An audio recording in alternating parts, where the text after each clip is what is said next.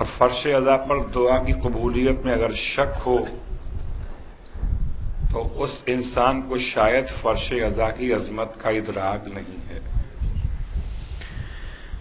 پروردگار نے روضہ سرکار سید الشہداء کے اعتبار سے شرف امام علیہ السلام کی نسبت سے عطا کیا،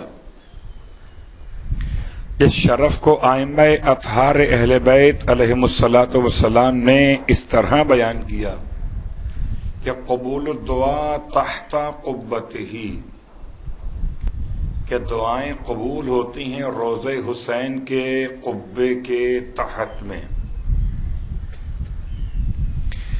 لیکن ایسا محسوس ہو رہا ہے کہ جیسے وہاں جائیں گے تو دعا قبول ہوگی،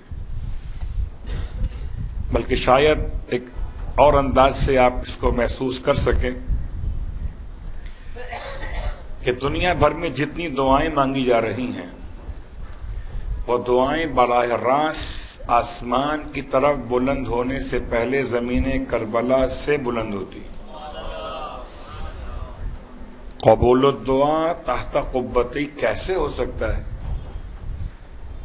اب قبے کا ترجمہ گنبد کیا جائے تو کیا گنبد روضہ مراد ہے؟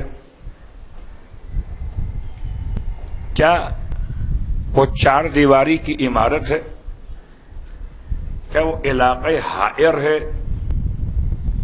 کیا وہ زمین کربلا کا محدود سا ایک ٹکڑا ہے؟ تو کیا سرکار سید الشہداء کی قربانی کربلا کے لیے تھی؟ سید الشہداء کی قربانی کیا صرف کربلا کے لیے تھی؟ کیا عراق کے لیے تھی؟ کیا عرب کے لیے تھی؟ کیا اسلام کے لیے تھی؟ یا ساری کائنات کے نظام کو بچانے کے لیے تھی؟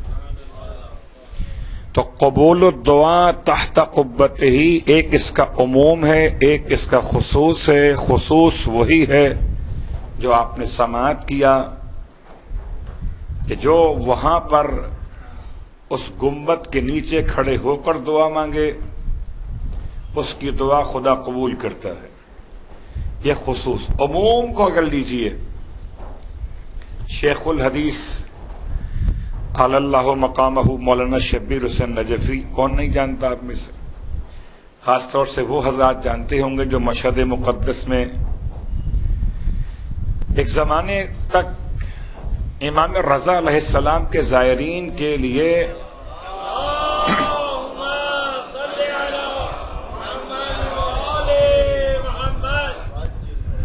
مہمان سرائے امام رضا علیہ السلام کے کھانے کے کوپن یا جو بھی آپ کہیے ٹکٹس وغیرہ کہہ لیجئے، وہ مرحوم اپنے ہاتھ سے دیا کرتے تھے۔ یعنی اب تک نگاہوں میں منظر محفوظ ہے کہ آرام گاہ حر عاملی کے ساتھ آفس ہوتا تھا سین انقلاب میں۔ یہ تمام باتیں اس لیے کہ میں آپ کو اس عظیم شخصیت کی طرف متوجہ کروں۔ نام بھی بڑا خوبصورت، شبیر حسین نجفی۔ اتنی احادیث یاد کی تھیں قبلہ نے کہ ان کو اس دور کے علماء نے شیخ الحدیث کا نام دیا تھا۔ ہمارے یہاں مشکل ایک مسئلہ ہے کہ لوگ احادیث کو بہت کم یاد کرتے ہیں، اور اگر یاد بھی کر لیتے ہیں تو عمل کرنے کا خیال نہیں آتا۔ تو یاد تو ہو جاتی ہیں مگر عمل نہیں ہوتا۔ مرحوم کہا کرتے تھے کم از کم اتنا تو عمل کر لو کہ حدیث کی زکوٰۃ تو ادا ہو جائے۔ اگر 40 حدیثیں یاد کی ہیں 10 دنوں میں محرم کے تو کم از کم ایک حدیث صلوات پڑھے محمد و آل محمد، عمل کر لو۔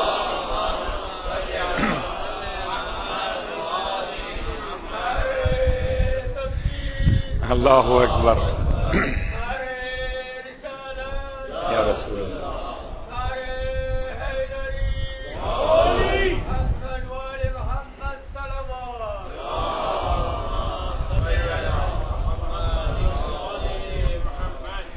تو شیخ الحدیث بہت کم اس طرح سے جیسے عام علماء خطیب حضرات خطابت کیا کرتے ہیں، وہ کم خطابت کرتے تھے مگر عمدہ خطابت کرتے تھے۔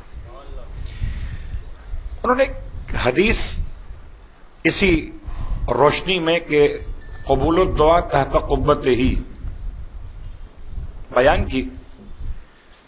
کہتے ہیں کہ اگر کسی مقام پر معصوم کے فرمان کا خلاصہ بیان کیا کہ اگر کسی مقام پر دنیا میں کسی مقام پر سرکار سید الشہداء کی مجلس اعظم منعقد کی جائے تو خدا اتنی دیر کے لیے اس مقام کی فضاؤں کو روضہ حسین کے گنبد کے برابر کر دیتا ہے. اس لیے میں نے آپ کو زحمت دی کہ جب کبھی فرش عزا پر آئیے